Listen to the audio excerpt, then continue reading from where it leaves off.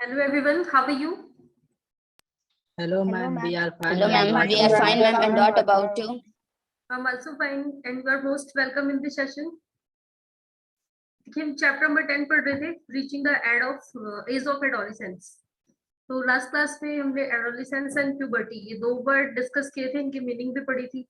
और अभी आप लोग देखिए, आप लोग भी उस एज में स्टेप रख चुके हैं, इसलिए आपको ये चैप्टर दिया गया है, नॉलेज दी जा रही है। और ये भी बताया गया था कि इस एज में आपको अपने खाने पीने का प्रॉपर ध्यान रखना है, क्योंकि जितने भी डेवलपमेंट होते हैं सबसे ज्यादा जो डेवलपमेंटल एज कही जाती है वो यही एज होती है। चलिए, अभी जितना पढ़ाया गया है सभी को समझ आ गया? किसी को कोई डाउट? Yes ma'am. कुछ पूछना है अभिषेक? No ma'am. ओके, फिर आगे कंटिन्यू करें। Yes ma'am. अभी कुछ बच्चे स्टार्टिंग में जुड़े थे जो अब दिख नहीं रहे। सविता,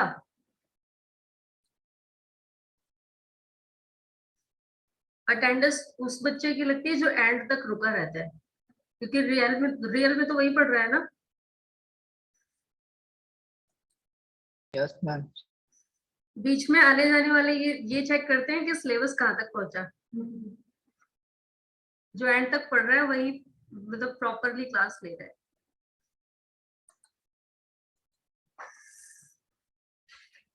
स्क्रीन दिख रही है सभी को? Yes ma'am. यस मैम दिख रही है। Yes ma'am. Okay, good.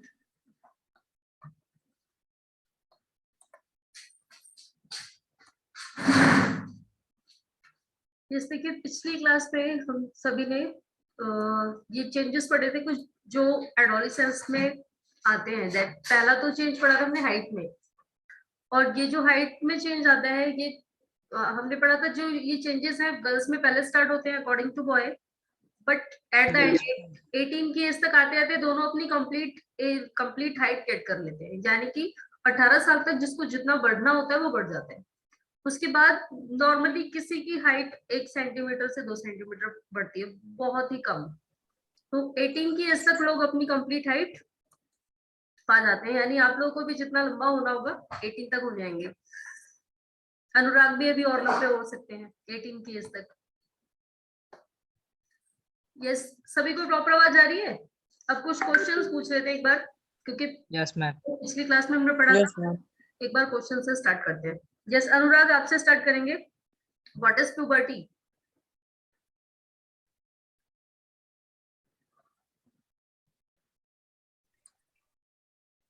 Yes Anurag, you tell बेटा, what do you understand by the term puberty?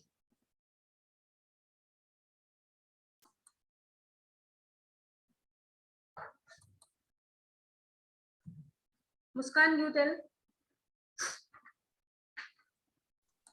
Ma'am, when the human body undergoes several changes during adolescence, then they are on the age of puberty.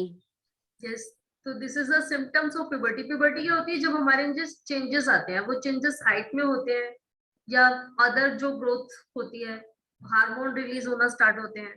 तो ये सारे ही ये किसके लक्षण होते हैं? सारे ही प्यूबर्टी ये सारे शो करती है। और प्यूबर्टी 19 की एज तक स्टॉप भी हो जाती है। यानी जब हमारी बॉडी में ये चेंजेस होना शुरू होता है, प्यूबर्टी स्टार्ट होती है, और जब ये चेंजेस कंप्लीट हो जाते हैं तो ये यानी कि प्यूबर्टी एंड हो जाती है। तो देखिए, अब आज क्या पढ़ना है? पिछली क्लास में हमने क्या पढ़ा था? Changes in height. अब नेक्स्ट क्या दिया है? Changes in body shape. तो बॉडी शेप में भी चेंजेस आते हैं। अब ये तो बिल्कुल फैक्ट सी बात है कि बॉडी में भी चेंजेस आ रहे हैं, क्योंकि हम जितने बड़े पहले थे 8 से 10 साल की उम्र में उतने बड़े नहीं रहते और बड़े हो जाते हैं। सभी की हाइट ग्रोथ करती है। अगर आप अपने घर में अपने बड़े भाई या बहन से कंपैरिजन करें तो वो आपसे ज्यादा लंबे हैं, उनके शोल्डर आपसे ज्यादा ब्रॉडर होंगे, ऐसा है ना? Yes ma'am. यानी Yes, ma'am. ये जो यस चेंजेस मैम। ये एज ग्रोथ करते करते आते हैं। सविता फिर से आ गई। सविता, आज फर्स्ट टाइम क्लास ले रहे हो? यस अब शायद अंदर रूम में बैठे हो, नेटवर्क आ रहा है प्रॉपरली? नेटवर्क आ रहा है और कोई नेटवर्क नहीं। ओके चलिए अभी तो क्या पढ़ना है हमें, चेंज इन बॉडी शेप। तो हमारे बॉडी शेप में कौन कौन से चेंजेस आते हैं।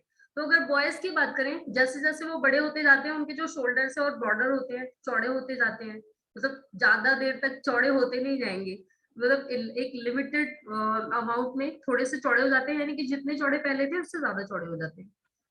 ये हमने देखा भी होगा कि अगर जो चौड़ाई की बात करें छोटे बच्चों की कम होती है, लेकिन जैसे जैसे वो बड़े होते हैं उनके आगे से सीने भी चौड़े हो जाते हैं, चेस्ट एंड पीछे से जो उनके शोल्डर है वो भी ब्रॉडर होते हैं। सेम गर्ल्स में भी यही होता है, उनके भी काफी सारे पार्ट्स जो है वो ग्रो करते हैं। अगर गर्ल्स की बात करें तो उनका जो वेस्ट के नीचे का पार्ट होता है, कमर के नीचे वाला पार्ट, वो ज्यादा ब्रॉडर होता है अकॉर्डिंग कंपेयर देन शोल्डर। तो ये देखिए जो कुछ चेंजेस तो बॉडी में आ गए। अब नेक्स्ट आता है वॉइस चेंज। अब हमारी आवाज, आपने एक बच्चे की आवाज देखी होगी वो कैसा बोलता है, उसकी आवाज बहुत सुरीली लगती है चाहे वो जो भी बोले। जैसे जैसे बड़े होते जाते हैं आवाज में डिफरेंस आने लगता है।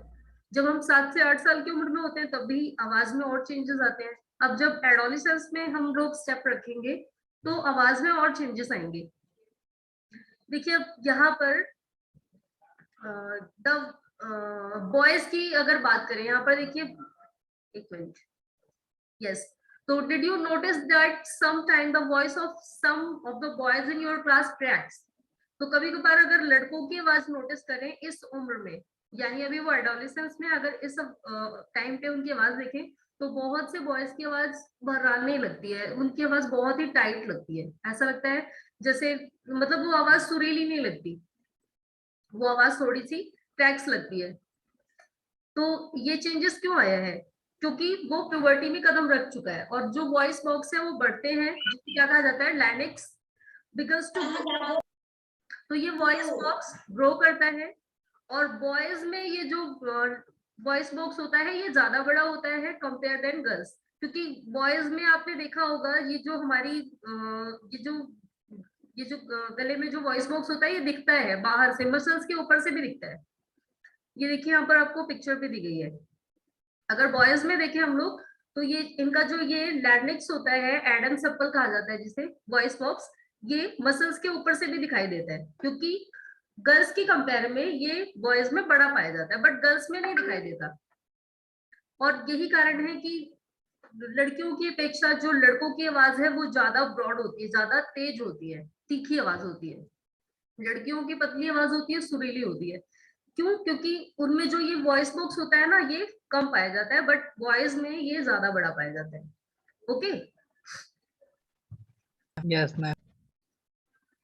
the growing voice box in boys can be seen as protruding part of the throat called Adam's apple। तो गर्ल्स जो ग्रोथ करते हुए जो सॉरी गर्ल्स नहीं, जो बॉयज है जो ग्रोथ एज में है, उनमें अगर हम उनके गले को देखें ध्यान से तो उनमें ये वॉइस बॉक्स बाहर से दिखाई देता है जिसे एडम्स एप्पल कहा जाता है। अब ये नाम क्यों रखा, फिलहाल इसके पीछे एक स्टोरी है जो बहुत बड़ी है, उसे बाद में डिस्कस करेंगे। एडम्स एप्पल क्यों कहा जाता है।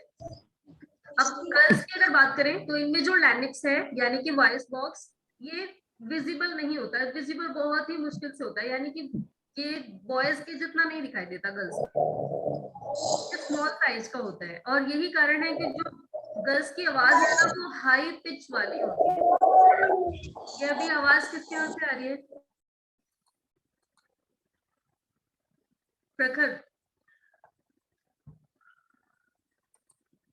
यस, तो जो गर्ल्स की आवाज है वो हाई पिच वाली होती है। अब पिच ये आप साउंड वाले चैप्टर में पढ़ चुके हैं, साउंड वाला चैप्टर भी फिलहाल इसमें भी है आगे। तो ये जिसमें भी जितनी ज्यादा हाई पिच होगी उतनी धीरे आवाज आएगी। तो गर्ल्स में हाई पिच पाई जाती है और यही कारण है कि उनकी आवाज बॉयज की कंपेयर में पतली होती है। और बॉयज में जो पिच है वो हाई पिच नहीं होती, उनमें लो पिच होती है, इसी वजह से आवाज भारी सुनाई देती है। तो बॉयज की आवाज कैसी होती है, डीप होती है। In adolescent boys, sometimes the muscles of the growing voice sacs go out of control and the voice become hoarse। तो कभी कभार क्या होता है, कुछ बच्चे, मोस्टली लड़कों में नहीं पाया जाता बट कुछ बॉयज में क्या होता है, जब वॉइस बॉक्स ग्रो करता है ना तो अचानक से उनकी आवाज 1 से 2 वीक के लिए फटने लगती है, बहुत ज्यादा मतलब वो आवाज जो है वो भर्राने लगती है। कभी कभार फैमिली में भी कोई बोलता होगा कि तुम्हारी आवाज कैसी लग रही है, तो ये किसी किसी में पाया जाता है और ऐसा केवल कुछ ही टाइम के लिए होता है, 1 से 2 हफ्तों के लिए, बाकी बाद में नॉर्मल हो जाता है सब। देखिए ये आपको दिया भी हुआ है कि ये सिचुएशन केवल कुछ ही दिन तक रहती है और कुछ ही हफ्तों में ये ठीक हो जाती है, नॉर्मल हो जाती है। और ये केवल कुछ ही बॉयज में पाया जाता है, सभी में नहीं। तो किसी किसी की आवाज, मतलब जिसमें वॉइस बॉक्स अचानक से ग्रो करता है ना, उसमें उस वॉइस की आवाज फटने लगती है, और ये केवल कुछ ही में पाया जाता है। मोस्टली बॉयज में ये नॉर्मल प्रोसेस होती है, यानी वॉइस बॉक्स तो बढ़ेगा बट वो अचानक से नहीं बढ़ता है, नॉर्मल तरीके से बढ़ता है। और उनकी आवाज, वो जो वॉइस में चेंजेस आता है उसे हम धीरे धीरे देख सकते हैं, मतलब उसे फाइंड आउट कर सकते हैं। ये देखिए आपको यहाँ पर एक पिक्चर दी हुई है, एडम सेप्पल। ये वॉइस बॉक्स जो गर्ल्स में बॉयज के कंपेयर में छोटा होता है, बट बॉयज में बड़ा पाया जाता है। और ये लो पिच देता है, जिसकी वजह से आवाज ज्यादा सुनाई देती है, आवाज भारी सुनाई देती है। गर्ल्स में हाई पिच होती है, जिसकी वजह से आवाज धीरे सुनाई देती है। चलिए इतना हो गया। अब एक नेक्स्ट चीज आती है, increased activity of sweet and sebaceous gland. तो यहाँ पर देखिए एक वर्ड आया है सेबेसियस ग्लैंड, यानी कि तेल ग्रंथियां। अब आपने एक चीज और नोटिस की होगी, जो बड़े गर्ल और बॉय होते हैं वो अधिकतर ये शिकायत करते हैं कि हमारे पिंपल्स हो रहे हैं। ये फिलहाल एड वगैरह भी दिया जाता है, ऐसा सुना है? फिलहाल आप लोग अभी छोटे हैं, कि कुछ टाइम बाद जब 15 से 16 की एज पे जाएंगे आप लोग, तो आपको भी ये प्रॉब्लम हो सकती है। यानी कि जो ये स्वीट ग्लैंड है एंड सेबेसियस ग्लैंड, यानी कि ऑयल ग्लैंड, तेल ग्रंथियां, ये बढ़ने लगती हैं। And many young people get acne and pimples on the face. तो कील मुहासे ये होने लगते हैं चेहरे पर। ये क्यों होते हैं? क्योंकि हमारे स्किन पे जो ये ऑयल, ये देखिए जो ऑयल ग्लैंड्स हैं, ये इस समय खुल रही होती हैं, और इस समय हमारी जो स्किन है थोड़ी सी ऑयली फील होती है। और इसी वजह से जितने भी टीनेजर होते हैं, यानी कि एडोलेसेंस ग्रुप वाले बच्चे, उनको ये कहा जाता है कि आपको कम से कम ऑयली चीजें खानी है, अब ऑयली चीजें अवॉइड करनी है, क्योंकि पहले ही ऑयल रिलीज हो रहा है बॉडी में। अगर आप ज्यादा फैटी चीजें लेंगे तो क्या होगा, वो नुकसान करेगा। तो ये देखिए इस टाइम पे और क्या होता है, यस, ऑयल ग्लैंड्स जो ऑयल रिलीज करते हैं कुछ मात्रा में। तो ये लोग, यानी कि जो जब हम 15 से 16 की एज पे होंगे, जब हम मॉर्निंग में उठते हैं, अगर मॉर्निंग में उठने के बाद जस्ट किसी व्हाइट कपड़े से अपने फेस को साफ करें ना, तो उसमें बहुत सारा ऑयल दिखाई देगा। ऐसा इसलिए क्योंकि उस टाइम पे ऑयल ग्लैंड्स जो होती है वो ऑयल रिलीज करती है। ओके, ये कब होता है? 15 से स्टार्ट होकर के 18 या 19 या फिर 20 की एज तक होता है ऐसा। चलिए अभी दो चीजें हो गई, चेंजेस इन वॉइस, उसके बाद एक क्या पढ़ा था हमने, activity of sweet and sebaceous gland. अब जो हमारा नेक्स्ट पॉइंट आता है, डेवलपमेंट ऑफ सेक्स ऑर्गन्स। ये हम पिछले क्लास में भी, पिछले चैप्टर में भी पढ़ चुके हैं। इस टाइम पे सेक्स ऑर्गन्स भी डेवलपमेंट करते हैं, यानी एडोलेसेंस की ग्रुप में 14 से लेकर के 19 की एज तक।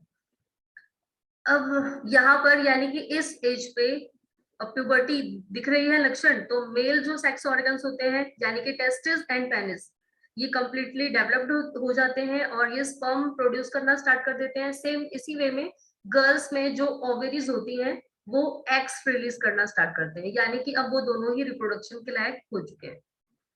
चलिए अब नेक्स्ट क्या आता है, reaching mental, intellectual and emotional maturity. ये सबसे इंपॉर्टेंट पैराग्राफ है इस चैप्टर का। देखिए ये एक ऐसी एज है जहां पर हम mentally, intellectually and emotionally mature feel करते हैं। यानी कभी कभार अगर हमें कोई एडवाइस देता है ना, तो हमें मन में बहुत गुस्सा आता है। फिलहाल ये अलग बात है कि नहीं बोल पाते कि ये क्यों हमें एडवाइस दे रहे हैं, हम तो खुद ही इतने बुद्धिमान हो चुके हैं। ऐसा कभी होता है आपके साथ? मतलब ये अलग बात है हम बोल नहीं पाएंगे, लेकिन मन में ये जरूर चलेगा कि अरे हम तो खुद ही इतने इंटेलिजेंट है, हमें फालतू में एडवाइस दी जा रही है।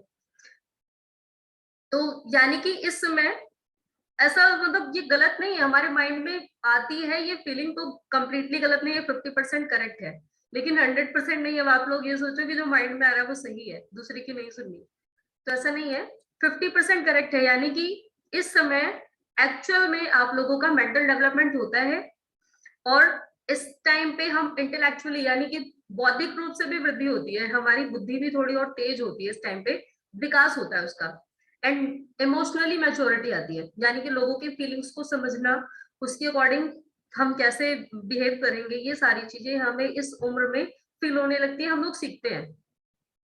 तो एडोलिसेंस एक ऐसी एज है जहां पर हम मेंटली मतलब मेंटल डेवलपमेंट होगा हमारा, इंटेलेक्चुअल डेवलपमेंट होगा, और इमोशनली भी हम लोग मैच्योर बनेंगे।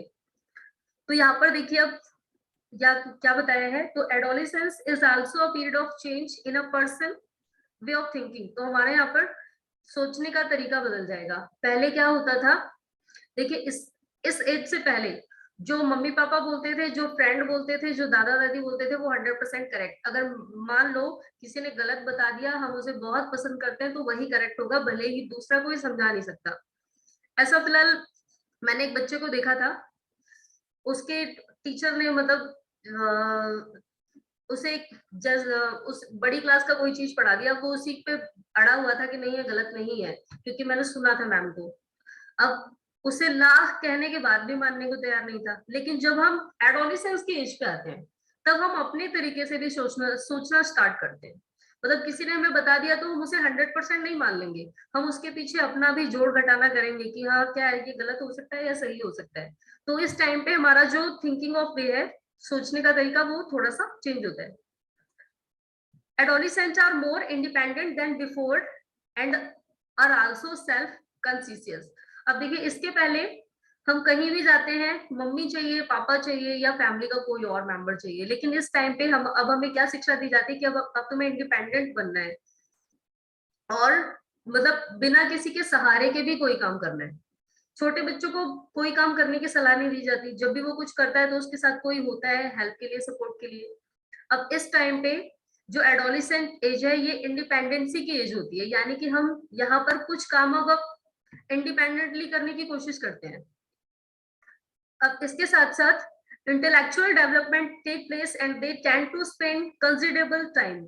अब यहाँ पर देखिए इंटेलेक्चुअल डेवलपमेंट भी होती है, यानी कि अब हम यहाँ पर बहुत सारा टाइम, इसके पहले क्या होता था, हम अधिकतर टीवी देखते थे, कहानियां सुनते थे। अब कभी कभार इमेजिन की दुनिया में भी जाते हैं, जब मूवी देखते हैं तो कुछ इमेजिन करना भी शुरू करते हैं, सॉन्ग सुनते हैं तब भी कुछ इमेजिनेशन करने की कोशिश करते हैं।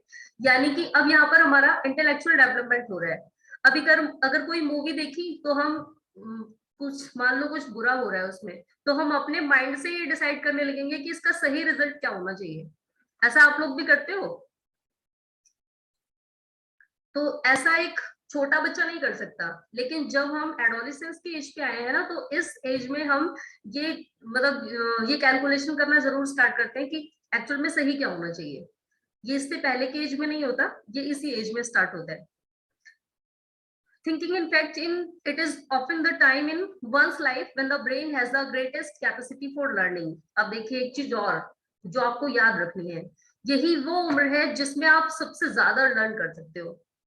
यानी जो भी चीजें सीखनी है ना आपको, जिस भी तरफ बढ़ना है, इसीलिए कहा जाता है ये जो एज है ये डिसाइड करा देगी कि आप किस फील्ड में जाना चाहते हैं।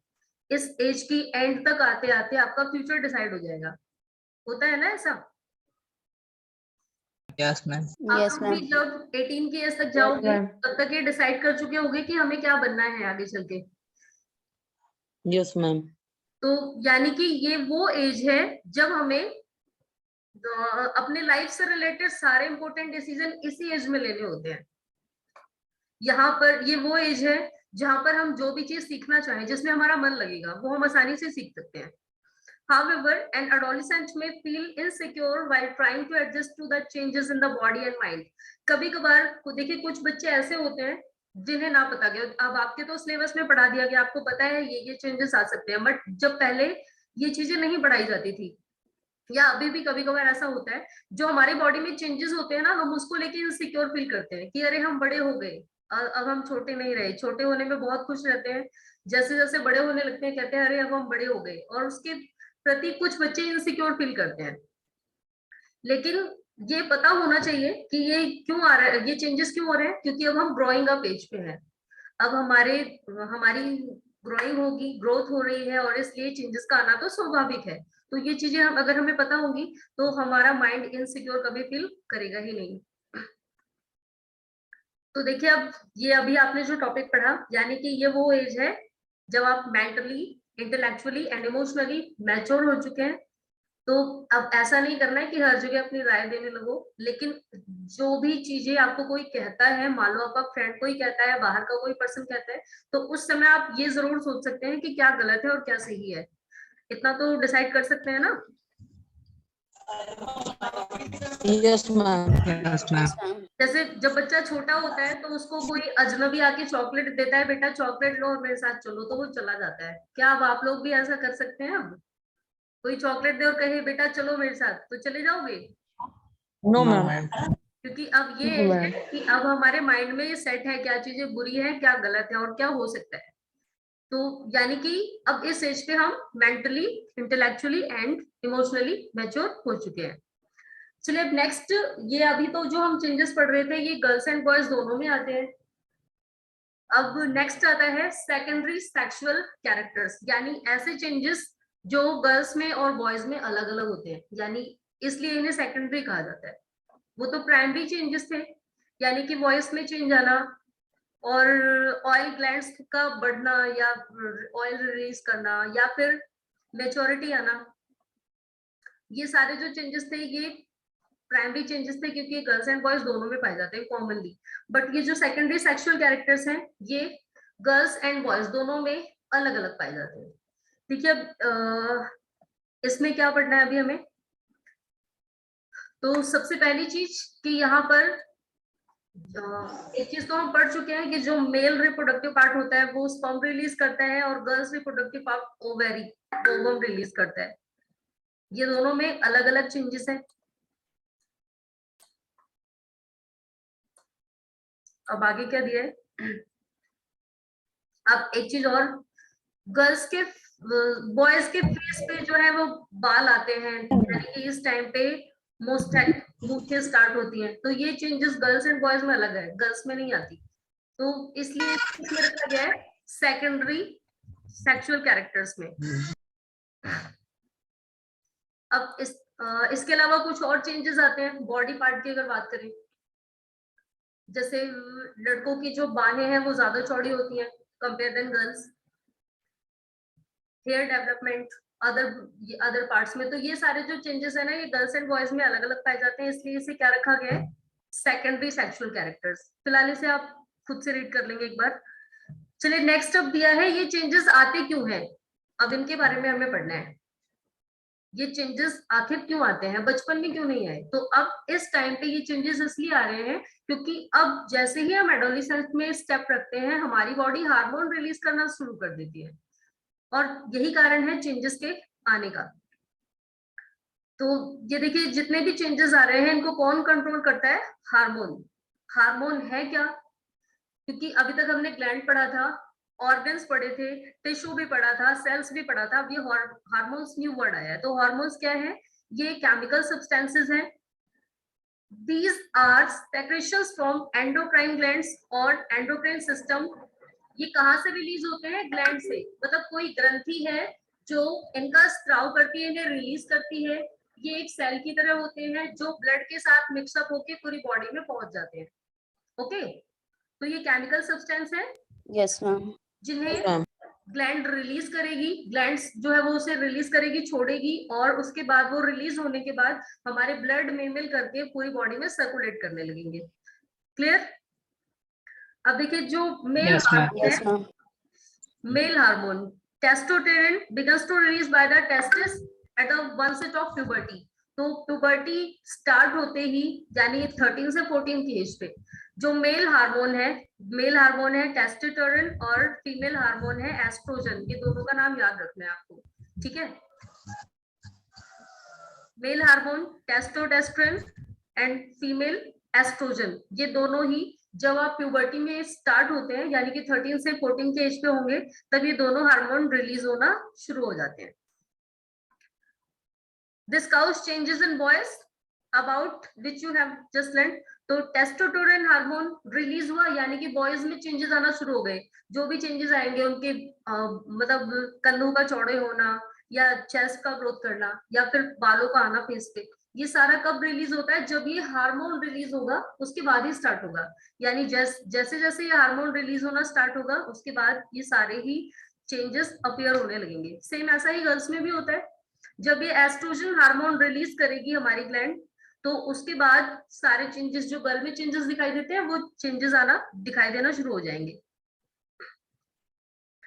अब ये हार्मोन देखिए, अब आगे दिया है, the production of these hormone is under the control of another hormone secreted from N endocrine gland called pituitary gland. देखिए, अब एक चीज तो मैंने आपको बताई कि जब आप प्यूबर्टी के एज में हैं तो ये हार्मोन रिलीज होना शुरू हो जाते हैं, लेकिन इन हार्मोन को सही मात्रा में कौन रिलीज करता है? क्योंकि हार्मोन रिलीज होना शुरू हो गए इसका मतलब ये थोड़ी है कि वो जितना चाहे रिलीज होते रहेंगे। इनको एक लिमिटेड अमाउंट में रिलीज करना होता है, जितना चाहिए उतना। तो इनको कंट्रोल कौन करता है? हमारी मास्टर ग्लैंड, पिट्यूटरी ग्लैंड। और ये जितनी मात्रा में चाहिए उतनी मात्रा में ही हार्मोन्स को रिलीज करती है। मतलब जितना हमारी ग्रोथ के लिए जरूरी है, जो हमारे लिए जरूरी है, हमारी बॉडी के लिए जरूरी है, उतने ही हार्मोन्स को ये रिलीज करती है। Okay, Yes, Yes, ma'am. ma'am. चलिए अब नेक्स्ट, Yes, ma'am. आज फिलहाल इतना ही पढ़ेंगे। नेक्स्ट क्लास में हमें पढ़ना है roles of hormone in initiating reproductive function. तो रिप्रोडक्टिव फंक्शन की शुरुआत में हार्मोन्स का क्या रोल होता है, ये हमें नेक्स्ट क्लास में पढ़ना है। Yes, ma'am.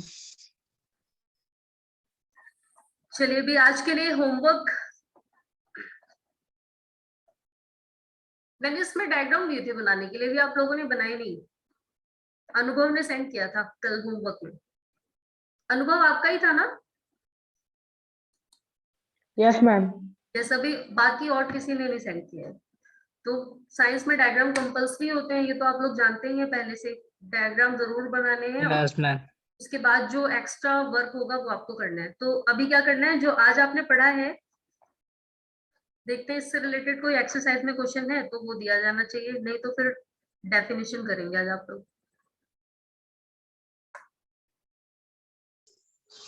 Ma'am, keywords. Question number 1 और 2 करना है एक्सरसाइज का, और Yes, ma'am. इसके अलावा डिफाइंड वर्ड्स करने हैं। डिफाइंड वर्ड्स इस चैप्टर के नहीं दिए थे ना आप लोगों को? No, ma'am. तो No, ma'am. जो वर्ड करने हैं वो फिलहाल मैं अभी आपको नोट डाउन करके भेजती हूँ ग्रुप में, केवल वही करना है, सारा नहीं करना है। Okay, Yes, Yes, ma'am. ma'am. तो अभी आज जितना पढ़ाया गया है सभी को समझ आया? Yes, ma'am. Yes, ma'am. Anybody have any doubt? Any question? No, No, ma'am. ma'am. No, man. Okay, तो एक बार इसे दोबारा से रिवाइज करना है और उसके बाद डेफिनेशन जो भी मैं आपको दूंगी वो करनी है। फिलहाल क्वेश्चन नहीं करना है अभी इसमें से कोई, क्योंकि अब ये चैप्टर पढ़ाने के बाद आपका एमसीक्यू टेस्ट लिया जाएगा 60 क्वेश्चन का, तो उसमें सारे क्वेश्चन। Yes, ma'am. ओके बेटा, तो अभी आज के लिए इतना ही। Goodbye everyone. Yes, Goodbye, ma'am. ma'am. Goodbye, ma'am. Goodbye. Goodbye to all. Goodbye.